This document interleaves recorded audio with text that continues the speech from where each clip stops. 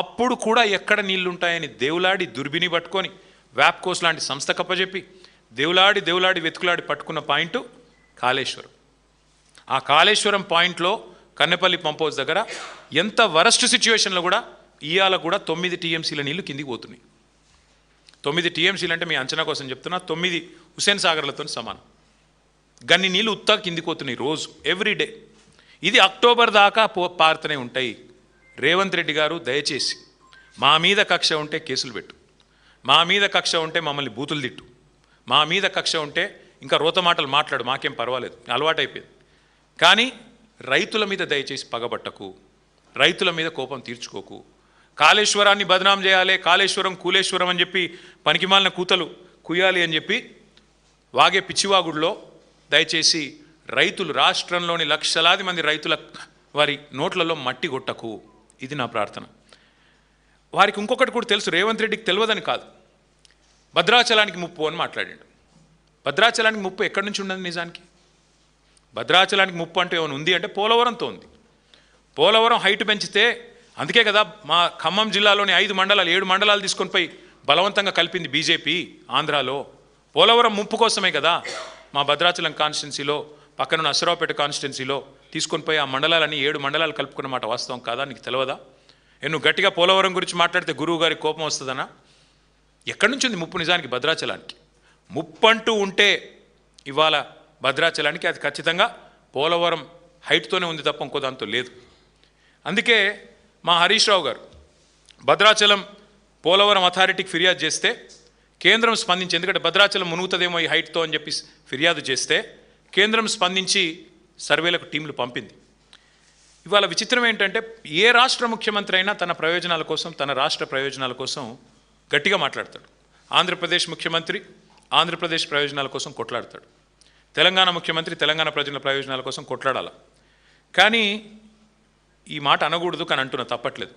ఈ దరిద్రుడు మాత్రం సొంత రాష్ట్ర ప్రాజెక్టుల గురించే సొంత గడ్డకే ప్రమాదం అని వాదిస్తూ ఉన్నాడు. అది కూడా తెలిసి, తెలవక కాదు, తెలివి తక్కువతనం కాదు, అతి తెలివి.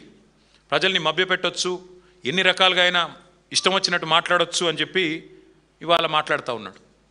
నేను ఆయన మాట్లాడిన తర్వాత చూసిన వాళ్ళందరికీ అర్థమైంది, రైతులకు కూడా అర్థమైంది. ఆయన ఏమంటున్నాడు? పరిజ్ఞానం ఉందా? తాటి చెట్టు అంత పెరిగింది హరీష్ రావు, ఏమన్నా పరిజ్ఞానం ఉందా అని మాట్లాడుతుండు.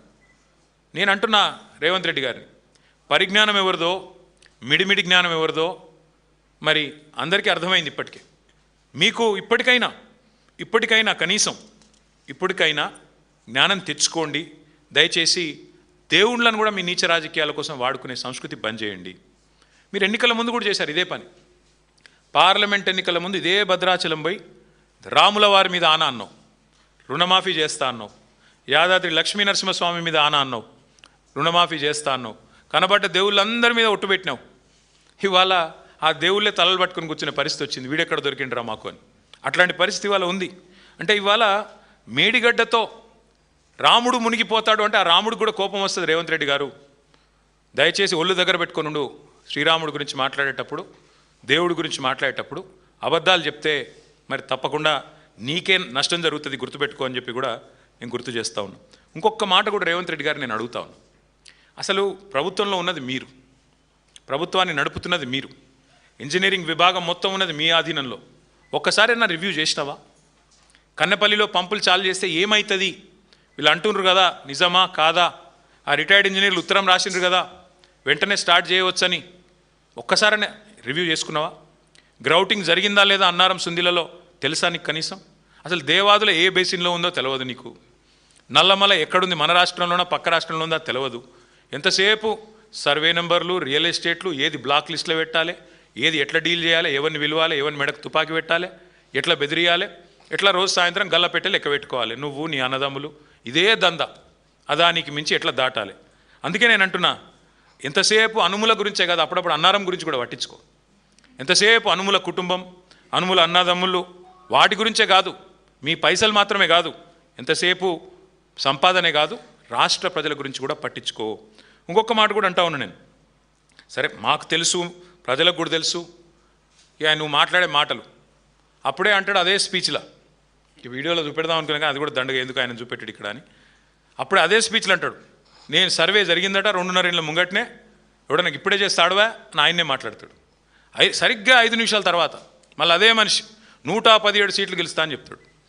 చెప్తున్నా కదా, ఆయనలో ఒక అపరిచితుడు ఉన్నాడు, రాము రెమో ఇద్దరు ఉన్నారు. అది కూడా మళ్ళీ రాముల వారి సాక్షిగా, అదో దరిద్రం. అందుకే నేను రేవంత్ రెడ్డి గారికి అనేది, సరే మీరు నిన్న చాలా మాట్లాడినారు, నేను వాటి గురించి నేను ఎక్కువ మాట్లాడాలని, కానీ మీ తుగ్లక్ మాటల గురించి నేను కొన్ని ప్రశ్నలు మాత్రం అడగదలుచుకున్నా.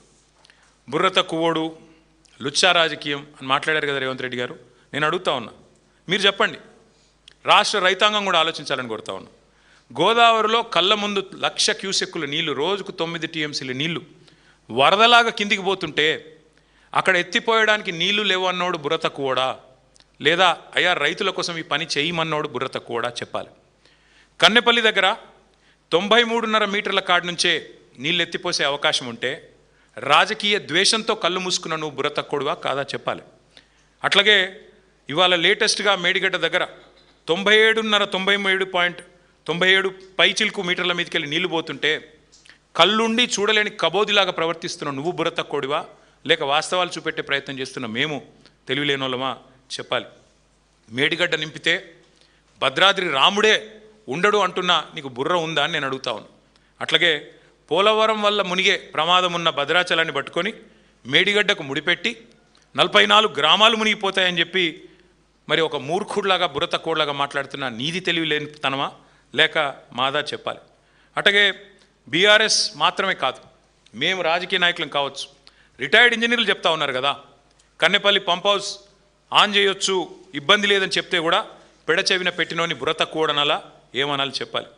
ఆ పంప్ హౌస్ కన్నెపల్లిలో బ్రహ్మాండంగా ఉంది అని ఇంజనీర్లు చెప్తుంటే పాత ఫోటోలు చూపెట్టి వికృతమైన రాజకీయాలు చేస్తున్న నువ్వు బుర్ర తక్కువడివా, ఎదురుగా కనబడే నీళ్లు లిఫ్ట్ చేయకుండా రైతులను ఎండబెడుతున్నా మరి నేను ఏమనాలని చెప్పి నేను అడుగుతా ఉన్నా. 28 లక్షల క్యూసెక్లు, 28.5 లక్షల క్యూసెక్లు అంటే రోజుకి 247 టీఎంసీల నీళ్లు ఒక ఉప్పెనలాగొచ్చినా దాన్ని తట్టుకొని నిలబడ్డ మేడిగడ్డ, చెక్కు చెదరని మేడిగడ్డ 1,00,000 క్యూసెక్కులకే కూలిపోద్దంటే నేను బుర్ర తక్కువడనాలా ఏమనాలని నేను అడుగుతా ఉన్నా. మరి రైతాంగం మొత్తం కన్నెపల్లి నుంచి నీళ్ళు ఎత్తిపోయాలని కోరుతుంటే పట్టించుకోనోడిని బుర్ర తక్కువడనాలా లుచ్చా అనాలా ఏమనాలి చెప్పాలని కోరుతా ఉన్నా. పాత గురువు గారికి గురుదక్షిణ ఇవ్వడానికి మరి నీళ్ళు కిందికి వదులుతున్నావా, దేనికి వదులుతున్నావా అని రైతులు ఏదైతే అడుగుతున్నారో దానికి సమాధానం చెప్పే దమ్ములేని దద్దమ్మని ఏమనాలని నేను అడుగుతా ఉన్నా. పట్టిసీమలో పంపులు వాళ్ళకి అదే గోదావరి మీద కిందికి పట్టిసీమలో పంపులు జలాలను ఎత్తిపోస్తుంటే పక్కన ఆంధ్రప్రదేశ్లో రైతులు సంతోషంగా ఉంటే ఇక్కడ కన్నెపల్లి పంప్ హౌస్కు తాళం వేసిన వాడిని బుర్ర తక్కువడనాలా దరిద్రుడనాలా ఏమనాలని నేను అడుగుతా ఉన్నా. అట్లాగే కాళేశ్వరం ఒకటే కాదు, కింద దేవాదుల పంపులు ఆన్ చేస్తలేడు. వరంగల్ రైతులందరూ వాళ్ళు బాధపడతా ఉన్నారు.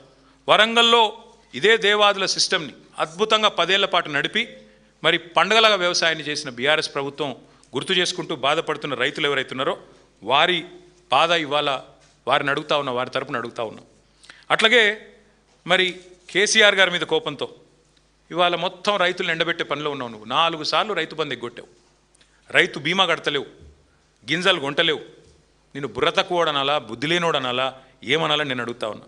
6 గ్యారంటీలు, 420 హామీలు, 13 డిక్లరేషన్లు అన్నీ అమలు చేస్తానని పోటుగాడులాగా పోజుగొట్టి ఇవాళ 31 నెలలైనా చేతగాని మాటలు మాట్లాడుతున్న సన్నాసిని ఏమనాలని నేను అడుగుతా ఉన్నా.